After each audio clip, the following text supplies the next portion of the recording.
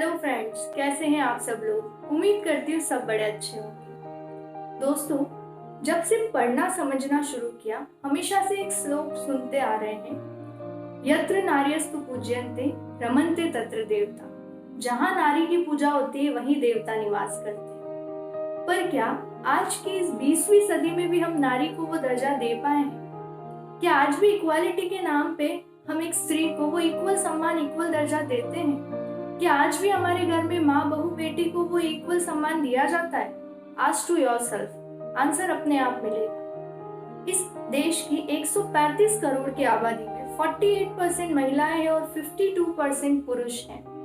फिर भी हमारे इस देश के ऑर्गेनाइज सेक्टर में ओनली 4% महिलाएं काम करती हैं। क्यों आज भी हमारे देश में महिलाएं सभी जगह नहीं जा सकती?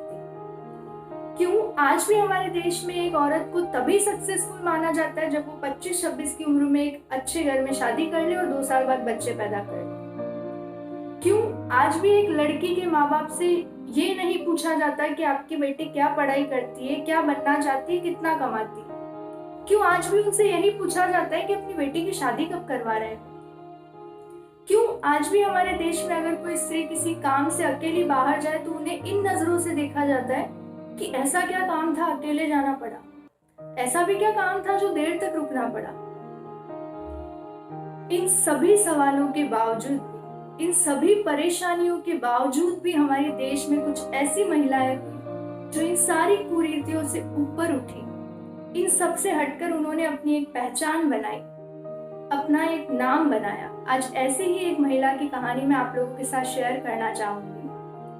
Kalpana Saroj, the chairperson of कमानी ट्यूब्स, जिनका 3000 करोड़ रुपए का सालाना का टर्नओवर है। ये 3000 करोड़ रुपए के टर्नओवर तक कैसे पहुंची?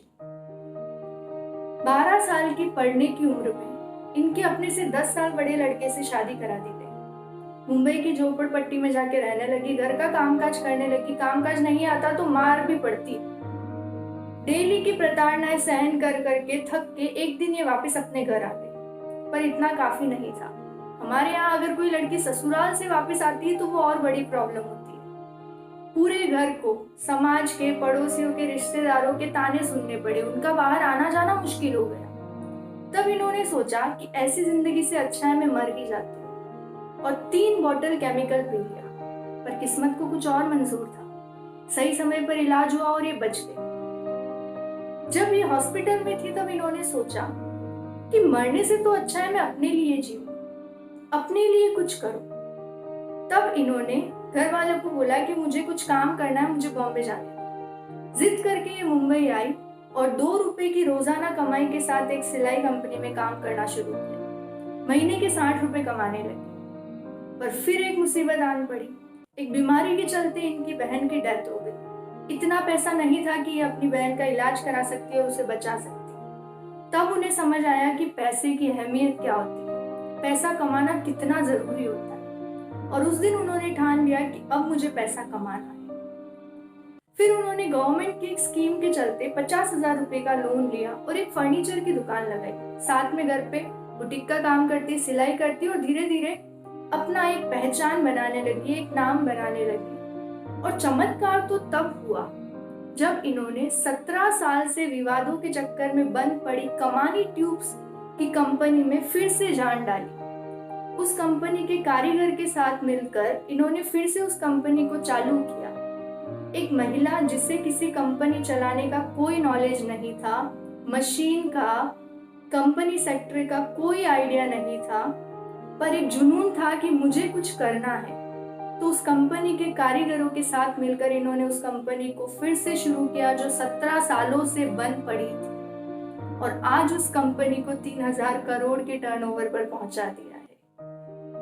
सो आई जस्ट वांट टू से कि एक औरत चाहे तो वो कुछ भी कर सकती है, किसी भी परेशानी का, किसी भी मुसीबत का सामना कर सकती है। बस इतना करना है कि थकना नहीं है, रुकना नहीं है, और रोना तो बिल्कुल भी नहीं है। जो लोग संघर्ष की राह पर चलते हैं वही संसार में कुछ बड़ा करते हैं।